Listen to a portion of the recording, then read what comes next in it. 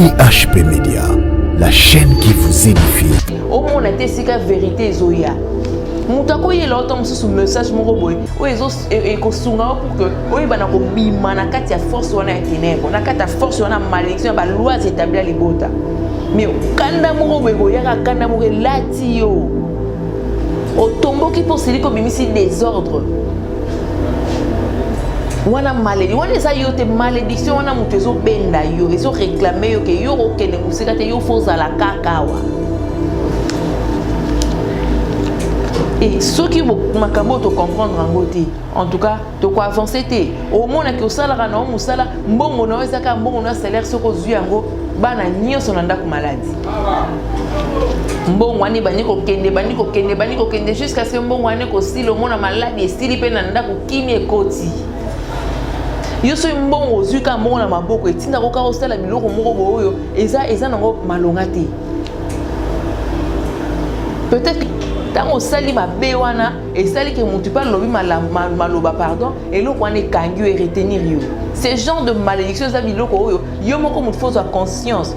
Ozonga na ibande ozonga na origine et sika yo banda que ce que yo sali ki ma béwana. Ce que sali ki mutu mabe kene ko luka mutu na s'excuser et puis osenga ma nzambe nzamba fungola yo. Mais ce qui est la malédiction au cas où tu as une famille par rapport à la loi, la famille,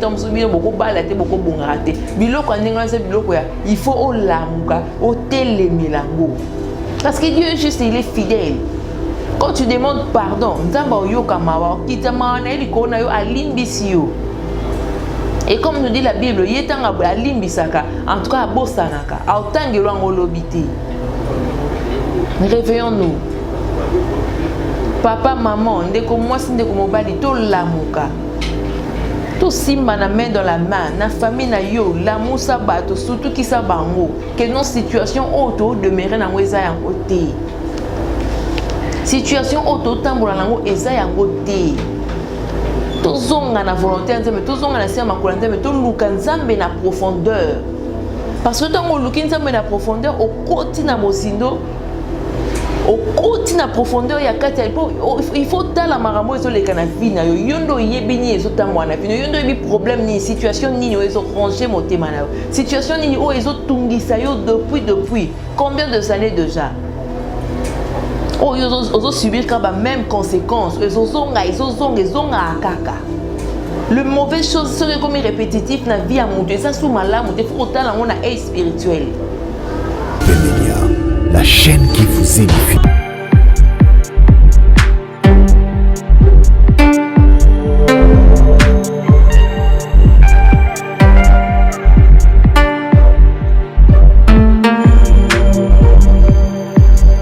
IHP Média, la chaîne qui vous édifie. Shalom peuple de Dieu, encore une fois de plus nous sommes revenus. Parce que mon sala o yangonde sengeli na biso tozo salaka afin que to mekampe ko transmettre message un peu partout. Ce n'est ni na makasi na biso moko mais l'Éternel azo pesa biso makoki wana afin que to ebana ko poussana pembeni na bino. Déjà parce que azo pesa souffle de vie, azo sala en sorte que tous allons en bonne et due forme pour que to ebana ko sala mon sala o na le lingeli et longo bani. En tout cas, je dis déjà merci na ba ndeko nyonso ba internet to balandaka biso en tout cas. Merci pour la confiance, merci pour la suggestion, merci pour la remarque en tout cas. To yambarango pena maboko ya ofungama et nous sommes toujours là aussi pour na koluka ko sala o esengeli to sala parce que moto moko te aza parfait na sena mokili mais on essaye juste de faire le fort ya kozala présentable devant l'Esprit Saint. Tout ça toujours effort ya kozala o esengeli to zala tout ça toujours effort ya kozala le lenge esengeli pour que to bimate na volonté ya mokili na biso. Donc merci pe lisusu na maman na biso maman GH, en tout cas notre maman yangunga na binga kabongo parce que ta maman moko ya motema munene ya motema malamu. En tout cas merci à l'équipe technique il y a chaîne Oyo là je vois Bodrika Tendio Azali Sima ya caméra, je salue Dédé Miongo toujours actif, Charlie Kanga Image Pro en tout cas merci Nabino Nyonso pour Monsala Kitoko Oyo. Vous êtes toujours au four et au moulin pour que message est à la transmis un peu partout. Sans plus tarder, nous allons toujours revenir dans le message Nabisu à l'autre fois, comme je vous l'avais dit l'autre fois, que nous avons plusieurs sortes, il y a malédiction. Il y en a plusieurs sortes. Il y a aussi la malédiction, il y a une cause que Mouto Sala qui m'a bé moko boto bima qui na volonté Nzambe a frappé yo na mauvais sort moko boye o et sali que et là tapé yo et kanga banzela et kanga makambo songolo pakal. Il y a aussi la malédiction o ezalaka yo moko mutu o sala ki mbeba moko bo sala ki loko moko boye o esali ke e rattraper yo e kangela yo banzela o esali ke etelemela yo constamment liboso na yo afin que yo bana ko émerger to bana ko avancer te. Et il y a aussi de malédiction oyo eza dû na ba lois établies à mabota na biso. Parce que nous sommes africains. Dans la famille Nabiso, nous avons vraiment plein de choses, plein de trucs. Ce qui les en tout cas, te téléminer, te bandi ko landela pe te bandi ko mona ba réalité parce que eza pena ningo, les amis loko to ko échapper te. Il y a la malédiction de grandeur, il y a aussi la malédiction d'infériorité ou encore de basse classe. L'autre fois et Nzambe le loi pesi biso makoki enfin que tozonga lisusu kaka na plateau au poto ya kosola na bino par rapport à la malédiction de grandeur.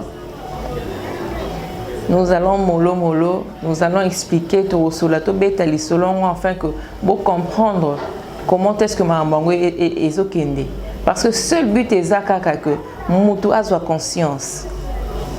Ozwa conscience ya côté les enfin que oluka Nzambe pour de vrai enfin que Nzamba sala bolamu.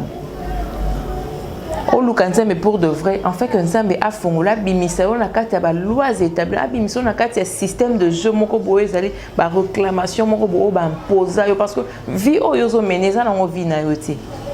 Mais seulement parce que botamaki na famille moko boye oyo déjà au départ ba teka ba bolam ba sacrifier ba jeunesse ya bato nyonso bazo kitana se ya ngwana pour bénéficier car na sort wana.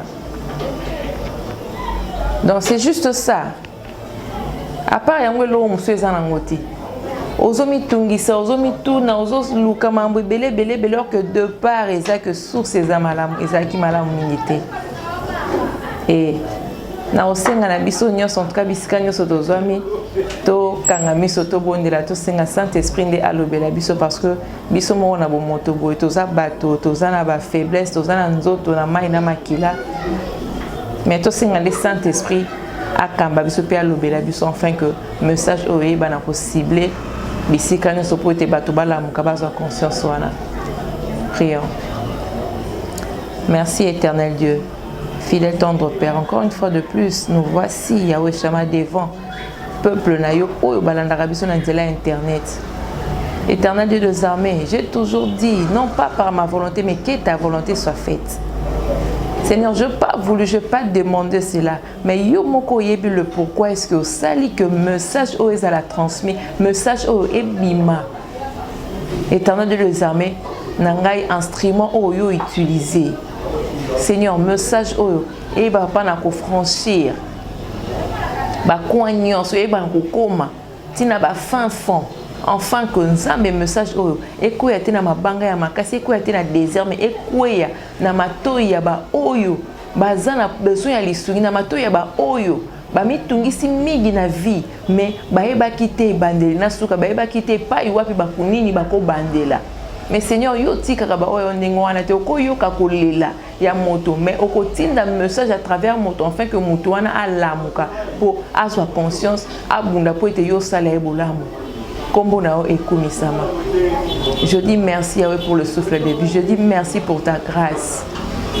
Éternel de des armées, accompagne-nous jusqu'à la fin na message oyo.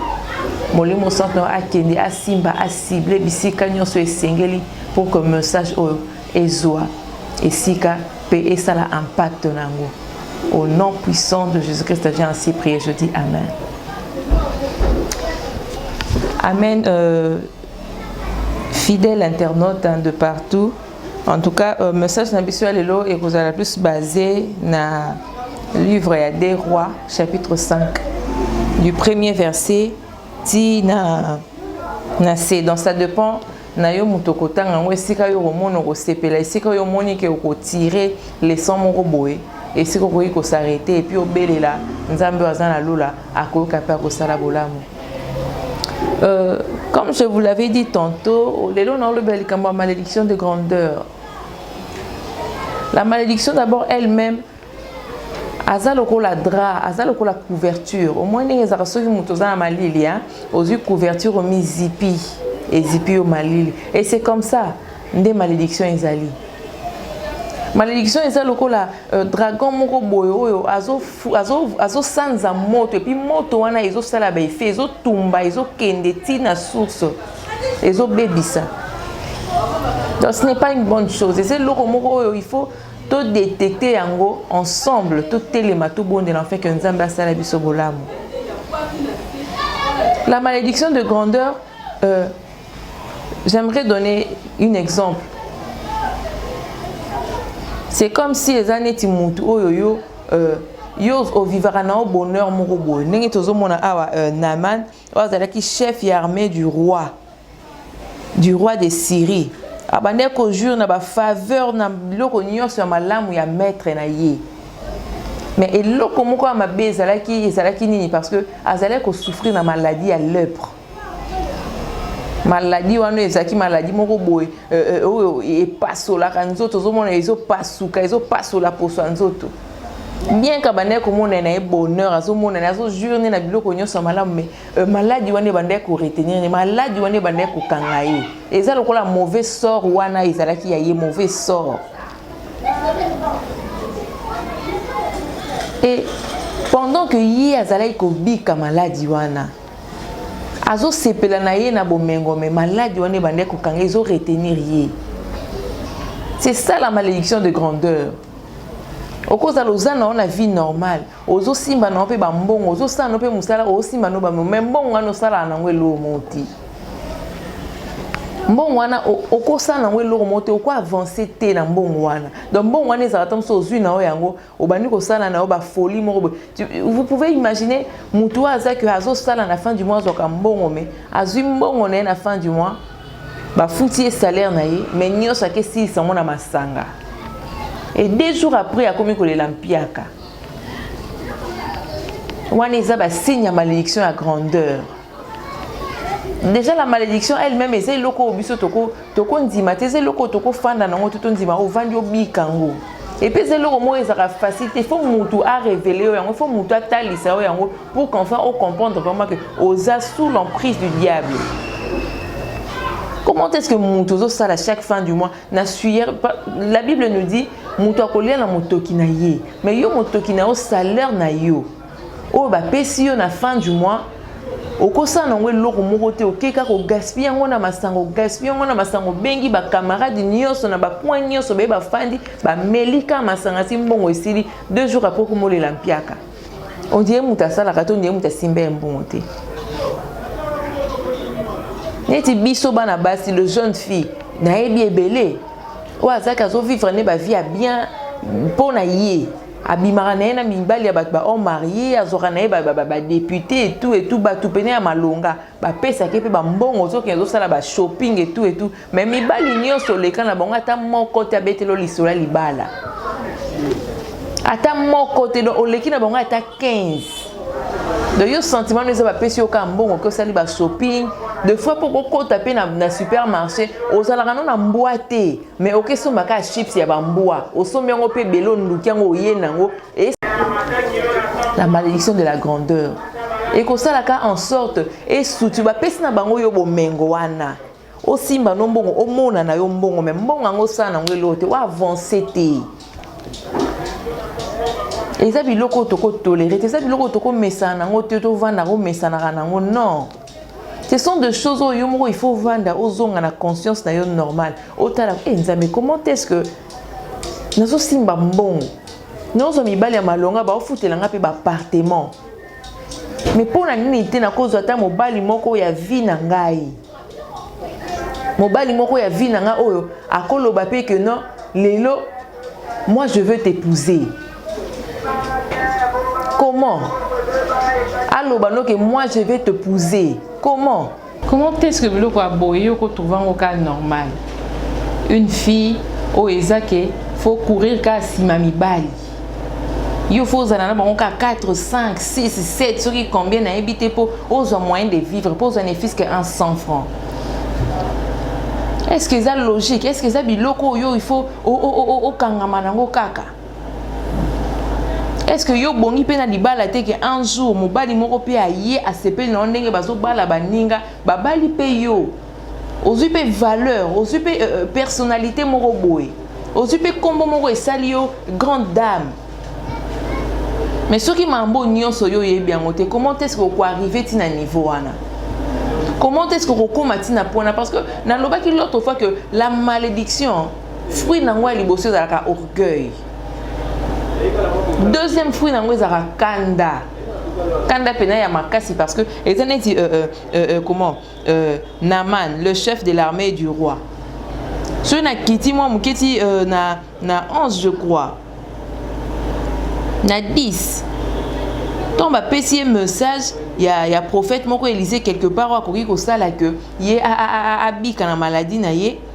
Na 10 a bazolo ya biso Élisée fit dire par un messager, va et lave-toi 7 fois dans le Jourdain. Ta chair deviendra saine et tu seras pur. Wana Élisée le prophète mutu atinde lieu message pour asala mambo batindi asala pour que abika azwa guérison. Mais yoka soukanango Naman fut irrité et il s'en alla disant voici je me disais il sortira vers moi, il se présentera lui-même, il invoquera le nom de l'Éternel son Dieu. Il agitera sa main sur la place et guérira la lèpre. Au sentir, Kanda, le message va pécier, le message moko boepo et fongola et délivrer et malédiction dans le quoi mauvais sort et s'impose qui kat na et puis c'est ce qu'on Kanda et puis c'est Kanda style qui sié donc enfin que andi maté message wana andi mangote pour atika la kana maladie wana ti soukanaye parce que la malédiction est ça et retenir yo kaka ose la stationner ose la toujours stationner quand on est si comme on a de yo mon ni gauche ni droite au mon libosé te simati au mon te sika vérité zoya mutako yela otom sous message moko boy o ezo ekosunga pour que oyi bana ko bima na kati ya force wana ya ténèbres na kati ya force wana malédiction ba lois établir libota mais kanda moko boy ko yaka kanda moko lati yo otomboki pour celui ko bimisi désordre wana malédiction wana eza yo te malédiction wana mutu ezo benda yo ezo réclamer yo ke yo okene musika te yo foza la kakawa. Et ceux qui makambo te comprendre en côté en tout cas de quoi avancer té au monde que sala na o musala mbongo na wezaka mbongo na salaire soko zuyango bana nyonso na ndako maladie mbongo wani baniko kende jusqu'à ce que mbongo wani ko style au monde maladie style pe na ndako kimi ekoti yo so mbongo zuka mbongo na maboko etinda ko ka osala biloko moko boyo eza nango malonga te. Peut-être que ma boko n'a pas tobolango spirituellement et que mbongo soko zui et bando kendo ka boé ke ti suka nango et que surtout après que nazaki na mbongo. Ça c'est la malédiction de grandeur. Ba otiki lo pe batiki lo ba opportunité batiki lo ba porte batiki lo ba piste nyonso. Ozo mo anu ko zo so mbongo ozo vivre vie ya malamu mais na sena ngozaka malamu ti. Ezo faire croire yo que ozaka malamu na miso bat mais nzoko zano ka malamu ti. Vous voyez un peu. Parce que la malédiction, déjà, quand tu es maudit, tu es sous la malédiction. Donc, on dépendre de la loi moko boye, loi moko boye liboto, on dépendre de la loi moko, on dépendre de la loba moko boye mutu moko tam so a loba mabe moko boye pona yo. So maloba on a tellement que vous avez na vie spirituelle, vous avez na kibonzambe te. maloba on est-ce que comme ko lando zo tambola na yo ozo tambola na mo vie na mo bimba. Donc malédiction et ça là qui osala toujours dépendant osala toujours dépendante yo otambola kana sima bato yo comment na lokola ninga na lobaki l'autre fois o comment non eti comment devrais-je dire le terme kimingai de yo comment na ka osala na sima bato yo comment na lokola escalier ya bato matisaka no bato non na koza pe escalier na yo mais na matisi nga pe na matiti pour nika fona matiso yo mataka ngana tikala kana si. Ce n'est pas une bonne chose. Bande ko sengi to lamuka. Réveillons-nous. Bisika nyonso bozwami. Nebi que là-bas aussi en Europe, ozapi na makambo yo, ezo relier ba vie na biso. Ozapi na makambo yo, ezo tourmenter bino en ce net moment. L'Éternel m'a envoyé pour ne couper cette message afin que mutu nyonso a comprendre, mutu nyonso a soit conscience, a lamuka. Mutu abunda pona yo azate. Mutu abunda pona yo azate.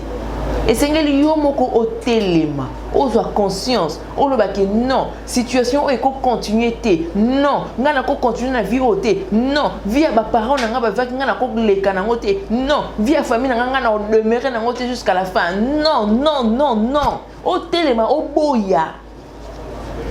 Ola ta kanda wana molimo santu. E matisa yo moto wana en tout cas otomboka. Parce que ce n'est pas logique. To bota makamala mo bota mina bien. Ndenge nzamba bongisa ki oya na mokili. Mais tu ka okuta na makambo. Ba makambo ezo s'attacher na ba makambo ezo sala ke makambo na yo parcours na yo ekoma kilo. Parce que il y a aussi des malédictions oyo mutu yo pour sali. Tango sali mabe wana et sali ke mutu pas lobi maloba pardon et lo kwa ne kangi et retenir yo. Ce genre de malédiction ça biloko oyo yo moko mutu faut soit conscience. Ozonga na ibandelo ozonga na origine esika oyo banda ke sika yo sali ki mabe wana. Soko sali ki mutu mabe kene ko luka mutu na s'excuser et puis osenga mana nzambe afungola yo. Mais ce qui est la malédiction quand tu écoutes dans la famille par rapport à la loi on va téléviser la famille tant que beaucoup balaté beaucoup bon raté biloko ndengana biloko ya il faut au lamuka au télémélango parce que Dieu juste il est fidèle. Quand tu demandes pardon nzamba oyoka mawa kitama na eliko na yo alimbisio. Et comme nous dit la Bible yetanga alimbisaka en tout cas bosanaka autangelo ngolobité. Réveillons-nous. Papa, maman, ndeko mwasi ndeko mobali to lamuka. To simba na main dans la main, na famille na yo, l'amour sa bato, surtout qui sa bango. Que nos situations auto demeurer na weza yango te. Situation auto tambola nango eza yango te. To zonga na volonté nzambe, to zonga na sema kolanda mais to luka nzambe na profondeur.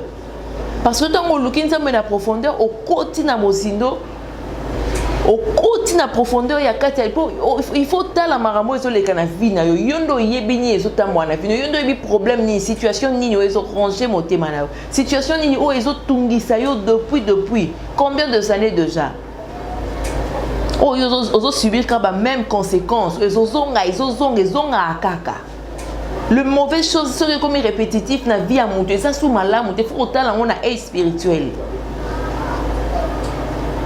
En tout cas, c'est ça. Téléma kota na profondeur ya likambu na yo parce que ce que au koti au lukinzambe pour de vrai et que au télémi na ba principe au tamoli selon volonté ya nzambe en tout cas au salo bolamu. Au salo bolamu.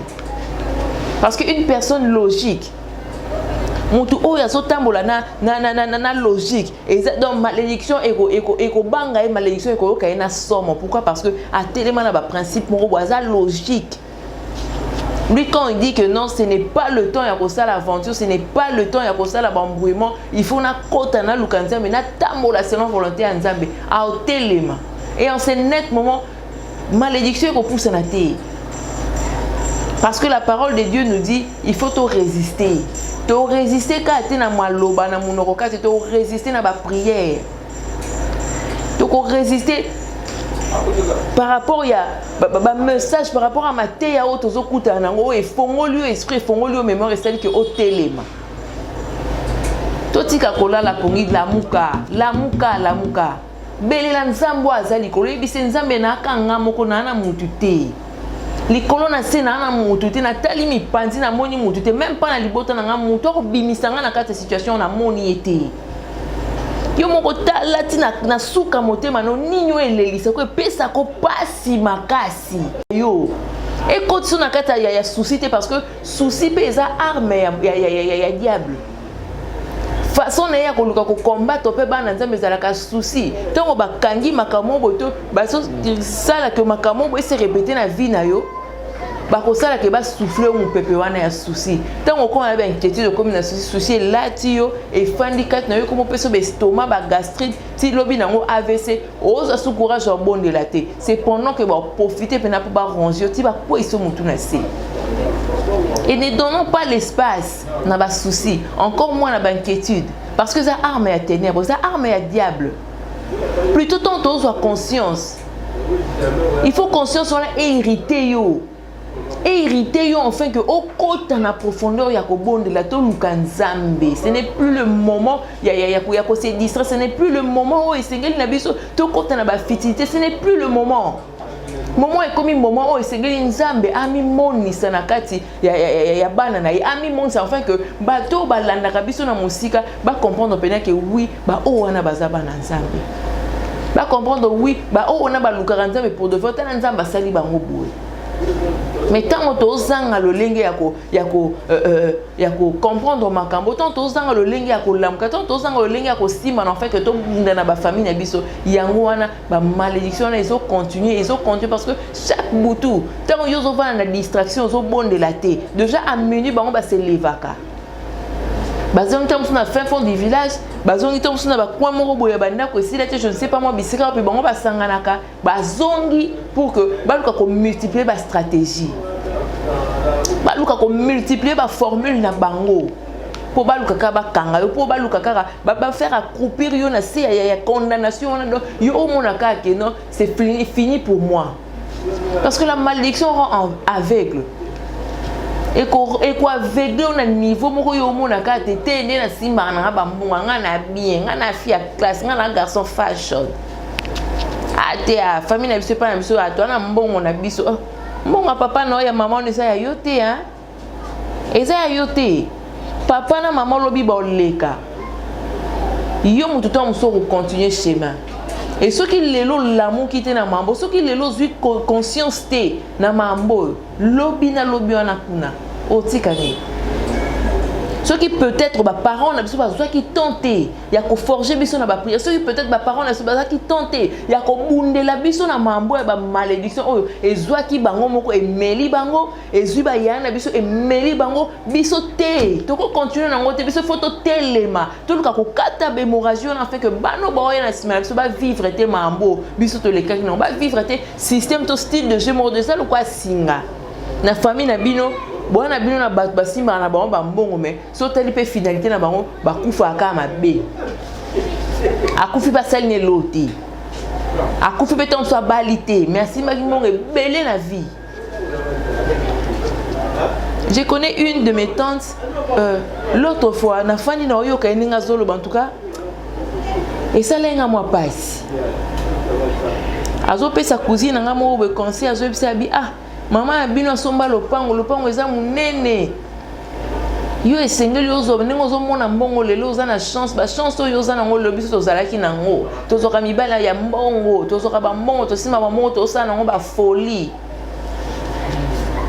yo kolanda nzela na biso te mbongo wana ozwa kende otongaka ta bandako na lopango mama na fait que lobi o bénéficier nango tika kosala ba folie po biso lelo tokoma ko regretter na fanzinga bi otia fana kane wana regretaka doit regretter mambo ya sala po série wana tom sur ça na ba conseiller ete batante na ba sala ba folie na mbongo na niveau moko impossible mais lelo ndenge eza bona moya lelo ndenge na loba boy ni vélo basomba te na mbongo wana bakoma lelo na niveau moko bakomi ko beta calcul moko boye po bana ba survivre mais na époque wana bana mona mbongo na ndenga jeté Et ça source il y a ma malédiction moko boya makambo kutango na famille que bana basi bako bala te bako progresser te bako avancer te basu batike lio charge wana ka ba pesi yo mo pepe wana mo na mbongo o sepela kana mbongo mais na moment mo ba binde ba récupérer parce que o bala noto ke musika te pour attention pour mobile on comprendre que bo bandi ka relation bo bandi relation bien mais souka nango et souka ka ko swana bokabwani pe bobebani na bino pe na ka yo moto yo fana bo comprendre que to bebani noni yo mo comprendre pe bani na sukati ba réclamation ya ba loi établie ya ba malédiction ya mabota na biso sengeli to telema et sengeli to telema pour de vrai to telema to lukanzambe na solo to lukanzambe na profondeur parce que Dieu agit. Il agit et puis il est vivant, il agit. Ce que nous qui est pour de vrai. Nous avons commis mon temps, vie ne peut pas ça là au bolam. En tout cas, merci Nabino sur bandeko balandi internaute de partout bisca bozo katon en Rolanda. En tout cas, nous avons balola pambola bino. Nous avons balola salabino bolam. À salabino vraiment bolam belé asunga une grande partie. Il y a ba oyo wana bazo luka ba oyo wana bazo lela par rapport à la situation bazanango. Asunga pour message oyo et comme mati bisika bato wana bazole la po ba comprendre ni esengeli basala pour nzamba sala bango bolamu. En tout cas un grand merci na équipe technique na ko lembakate ko remercier parce que ezana bokasi na bango nde bozo zwa biso ndenge bozo rabiso à chaque fois Baudry Katenzi derrière la caméra. Je dis un merci na assistance il y a Dédé Miongo et encore merci na Charlie Kanga Image Pro en tout cas toujours au four et au moulin. Je dis encore un grand merci à maman GH maman na biso ndo sali que tozala ninge tozali yo sali que chaîne oye font pour que ba message est circulé qui n'est de partout fait que ba nanza me bala muka. En tout cas un grand merci na bino nyonso, un grand merci na bandeko nyonso en tout cas ba kuta na libaku ya kola na message nzamba lola aza na bino. Merci éternel Dieu tout puissant, merci pour ta grâce, merci pour ta faveur. Merci parce que ozalaki na biso. Nous voici arrivés à la fin, éternel des armées. Tikete komona etombwama. Komona etombwama libela parce que yondo bongi, parce que yondo sengeli, yondo pesaka le vouloir et le faire. Éternel des armées, je dis merci encore une fois de plus pour ta grâce. Seigneur, zala na biso, accompagné ba oyo nyonso. Bisika nyonso bazwami ya oshamana mikili ya poto bisika nyonso ba ko recevoir message o nzambe papa eba ya oshamana ko sala eloko eba na ko tonga eba na ko fongola eba na ko lamusa conscience ya moto moko enfin que aluka ona bosolo po ete yo sala bolam parce que on a besoin ya ba oyo ya yo pour que o meka ko sala bango bolam bazonga na nzela na yo au nom puissant de Jésus-Christ j'ai ainsi prié. Je dis amen. La chaîne qui vous édifie.